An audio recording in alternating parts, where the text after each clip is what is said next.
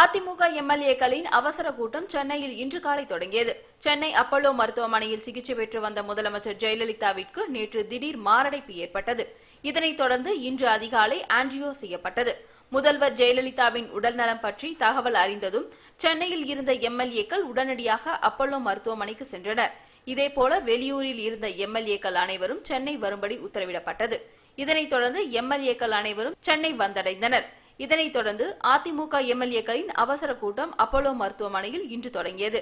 இந்த கூட்டத்தில் அனைத்து எம்எல்ஏக்களும் கலந்து கொண்டனர். சுமார் 1.5 மணி நேரம் நடைபெற்ற இதில் சபாநாயகர் தவிர்த்து 134 எம்எல்ஏக்களும் பங்கேற்றதாக தகவல் வெளியாகின்றன. இந்நிலையில் இன்று மதியம் 1 மணி அளவில் வெளியான அப்பல்லோவின் அறிக்கையில் ஜெயலலிதா உடல்நிலை தொடர்ந்து கவலைக்கிடமாக உள்ளது என குறிப்பிட்டுள்ளது. இந்த அறிக்கை அதிமுக தொண்டர்களுக்கு அதிர்ச்சியை ஏற்படுத்தியுள்ளது.